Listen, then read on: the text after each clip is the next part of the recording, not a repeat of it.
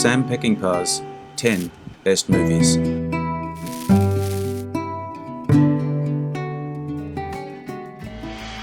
Director Sam Peckinpah is a name that evokes images of bloody action-packed westerns. One could say his trademark.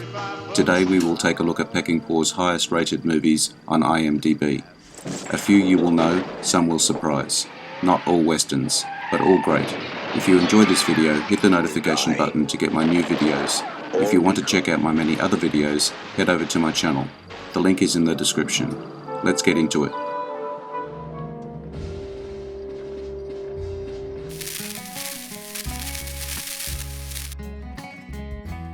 Convoy, 1978. Truckers form a mile-long convoy in support of a truckers' vendetta with an abusive sheriff, based on the country song of the same title by C.W. McCall. Director Sam Peckinpah allowed actor and longtime associate James Coburn to work on the movie as a second unit director to get his DGA card. Rumour has it that Coburn actually directed some scenes when Peckinpah was unwell. The film was a hit in the Soviet Union, showing a working-class rebellion against a corrupt government. Director Sam Peckinpah. Cast: Chris Christopherson, Ali McGraw, Ernest Borgnine, Burt Young. Besides that, you gotta catch us first, right?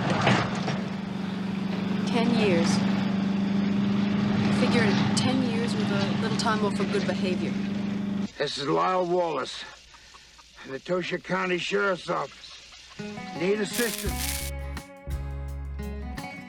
Major Dundee, 1965. In 1864, due to frequent Apache raids from Mexico into the US, a Union officer decided to illegally cross the border and destroy the Apache, using a mixed army of Union troops, Confederate POWs, civilian mercenaries, and scouts. Charlton Heston famously did not get along with Richard Harris, who frequently stayed up drinking into the early hours and was often late on set. Lee Marvin was Sam Peckinpah's initial choice for the role of Samuel Potts, but he wanted too much money. Marvin's agent suggested James Coburn for the part, and he ultimately got the role. During filming, Sam Peckinpah was so obnoxious and abusive towards his actors that Charlton Heston actually threatened the director with a saber. Heston later remarked that this was the only time he ever threatened anybody on a movie set. Director Sam Peckinpah. Cast: Charlton Heston, Richard Harris, Jim Hutton, James Coburn. Sir? Play us a tune, son. Yes, sir. Forward!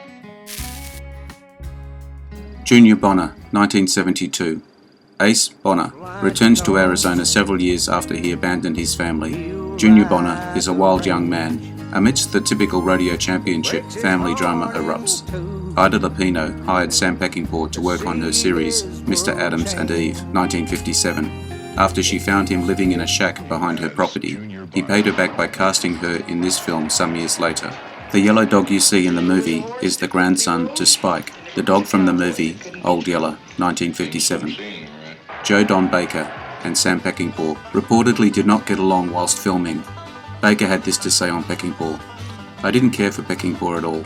He was one of those little guys who tries to bully big guys, and he almost got his ass whipped for trying to do it to me. Every time I was going to throttle Peckinpah, Steve McQueen would come over and calm me down, like a brother would." Director Sam Peckinpah. Cast: Steve McQueen, Robert Preston, Ida Lupino, Ben Johnson. The Ballad of Cable Hogue, 1970. A hobo accidentally stumbles onto a water spring and creates a profitable way station in the middle of the desert. Production on the film fell weeks behind due to bad weather.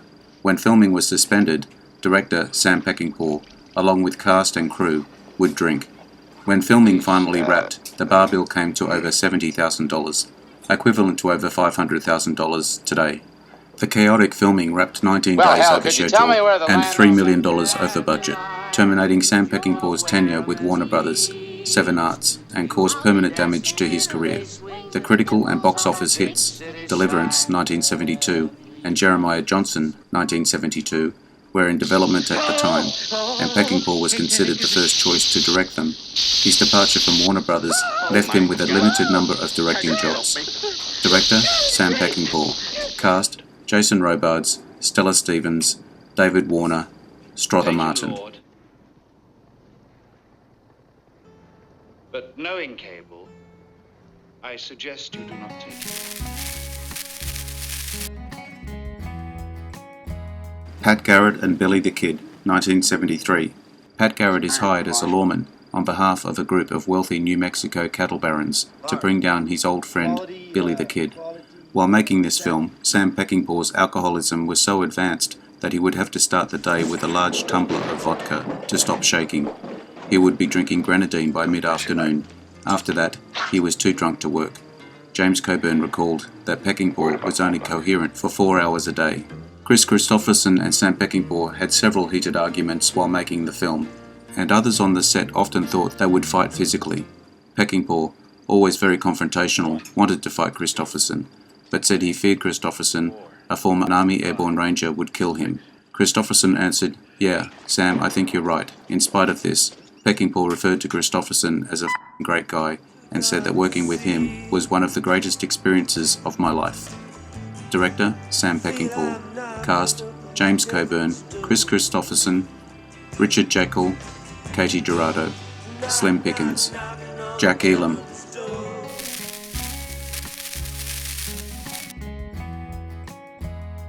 The Getaway, 1972.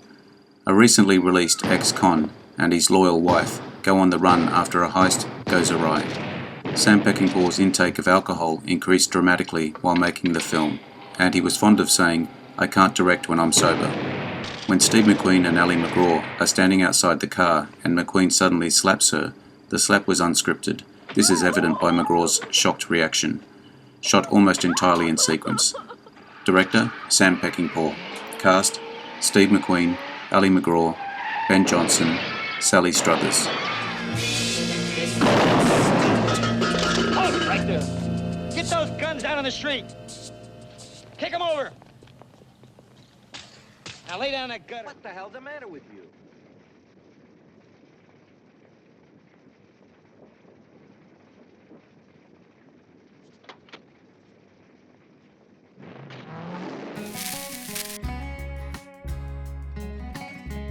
Bring Me the Head of Alfredo Garcia, 1974. An American barroom pianist and his prostitute girlfriend go on a trip through the Mexican underworld to collect the bounty on the head of a dead gigolo. The only movie directed by Sam Peckinpah that he had final cut on. All the others were recut by the studios. Warren Oates copied Sam Peckinpah to play his part, right down to borrowing a pair of sunglasses from the director. With the exception of a few key people, the crew was entirely Mexican. Sam Peckinpah hired director of photography, Alex Phillips Jr., one of Mexico's premier cameramen. They bonded over a dislike for wide-angle lenses, an admiration for zooms and multiple camera setups. Peckinpah told him, "I make very few takes, but I shoot a lot of film because I like to change angles. I shoot with editing in the back of my mind." Director, Sam Peckinpah. Cast, Warren Oates, Isela Vega, Robert Webber, Gig Young.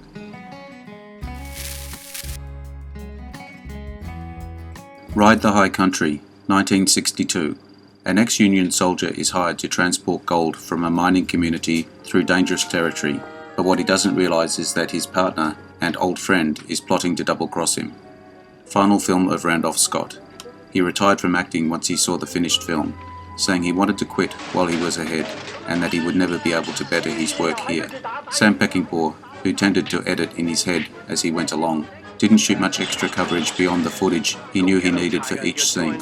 After viewing the rushes, MGM management sent him a note. "Who do you think you are, John Ford?" Director, Sam Peckinpah.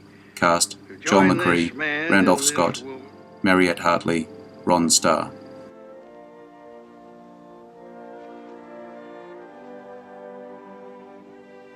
I'll see you later.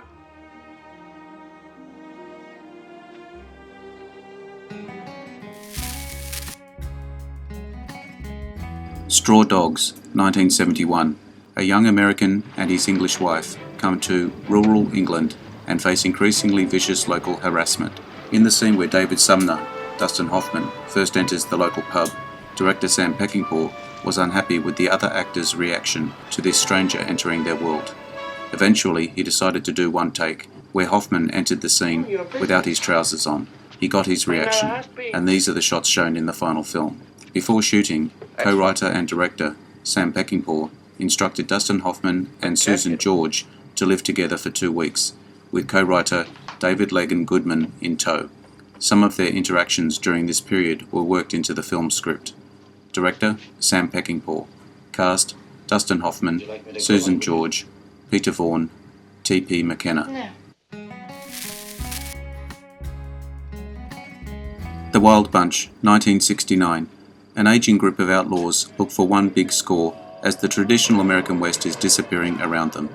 In an interview, Ben Johnson said that the Mexican women who frolicked with him and Warren Oates in the huge wine vats weren't actresses but prostitutes from a nearby brothel, who were hired by Sam Peckinpah, so he could tell people that Warner Brothers paid for hookers for his cast.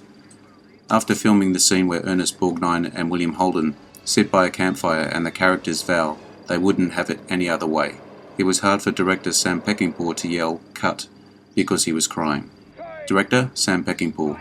Cast William Holden, Ernest Borgnine, Robert Ryan, Edmund O'Brien.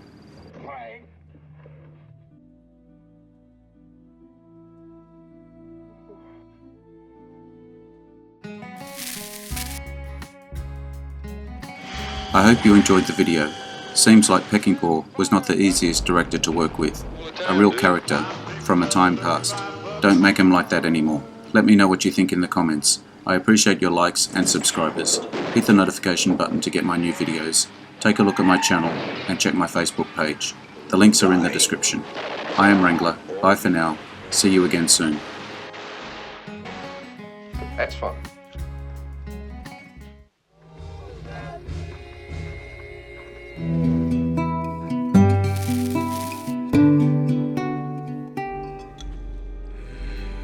Interesting facts about famous people.